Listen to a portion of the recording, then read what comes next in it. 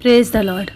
आज 19 फरवरी के दिन जब मैं और मेरे हस्बैंड पास्टर देवेंद्र तिवारी और मैं स्मृति तिवारी हम लोग जब बैठे थे उपवास प्रार्थना में, तो परमेश्वर के आत्मा ने मुझसे बात किया और उन्होंने कहा, पहली चीज़ तो मैंने परमेश्वर से एक ये सवाल पूछा था कि प्रभु, जब आप किसी को भी इंडिविजुअली दर्शन देते हो तो इंडिविजुअली बात करते हो या दर्शन देते हो।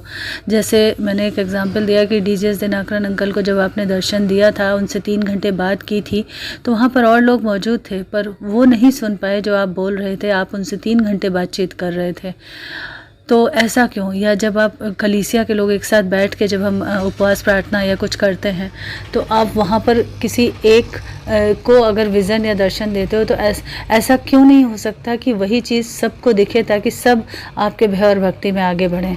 तो परमेश्वर ने मुझे एक चीज़ बताई कि देखो, 2 बातें हैं। एक तो है सिलेक्शन, जैसे जब पौलुस जा रहा था कलीसिया को उजाड़ने के लिए हुक्म की पत्री लेकर, ऑर्डर लेकर, तब उसको ही उसके आसपास के लोगों को ज्योति चमकती हुई दिखी थी, पर उन्हें कुछ भी वचन सुनाई नहीं दिया था। सिर्फ मैंने पौलुस से बात की थी, तो मुझे क्यों सताता है, पैने पर लात मारना तेरे लिए कठिन है। मैं बहुत डरते और कांपते हुए कलीसिया इस वचन को रिकॉर्ड कर रही हूँ, प्लीज़ सुनिए, यह अंत के समय का वचन है। और परमेश्वर ने कहा कि मेरी कलीसिया मुझसे लिपटना ही नहीं चाहती। दूसरी बात यह है, भूख और प्यास की बात है। किसको मुझसे कितना लिपटने की भूख और चाह है।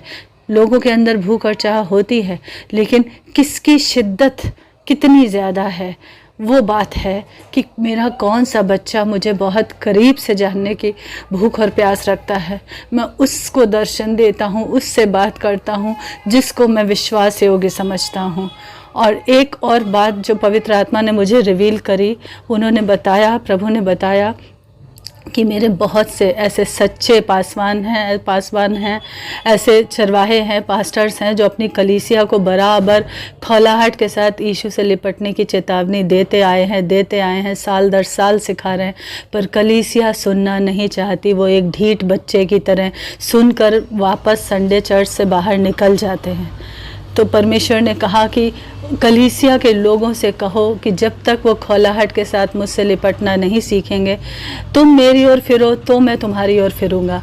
दूसरी चीज़ परमेश्वर ने ये कही कि कुछ ऐसे चरवाहे भी हैं जो मिलावट के साथ वचन का प्रचार कर रहे हैं कि चर्च खाली ना हो जाए, लोग छोड़ के ना चले जाएं, और वो सोचते हैं कि फिर हमारा काम कैसे चलेगा। परमेश्वर ऐसे चरवाहों के लिए संदेश दे रहा है। प्रभु का आत्मा कह रहा है कि तुम मत डरो, मत सोचो कि कैसे ज़रूरतें पूरी होंगी। तुम्हारी ज़रूरत पूरा करने वाले वो चर्च के लोग नहीं, बल्कि मैं हूँ। मैं तुम्हारा देखने हारा परमेश्वर हूँ। मैं ख्याल रखूँगा। रेगिस्तान में जो हाजिरा को पानी दे सकता है, देखने हारा परमेश्वर, वो तुम्हारी भी ज़रूरतों का ख्याल रख सकता है। तुम करो सिर्फ इतना कि सच्चाई और खराई के साथ वचन का प्रचार करो, क्योंकि अंत का समय, अगर तुम्हारे मिलावट भरे वचन की वजह से कलीसिया तुम्हारी रह जाएगी मेरे साथ जाने से, तो इसका दाम तुम्हें चुकाना पड़ेगा। अंत का समय है, इसलिए बहुत बहुत विनम्र होकर परमेश्वर के आत्मा की आवाज़ को सुनिए। ढीठ कलीसिया को विनम्र कलीसिया बनना है। मिलावटी चरवाहों को सच्चाई और खराई से प्रचार करने वाले चरवाहे बनना है। जितनी ज़्यादा भूख हम उससे लिपटने की बढ़ाएंगे, उतना ज़्यादा हम उससे बातचीत और उससे कम्युनिकेट कर पाएंगे, उसकी सहभागिता का लाभ ले पाएंगे।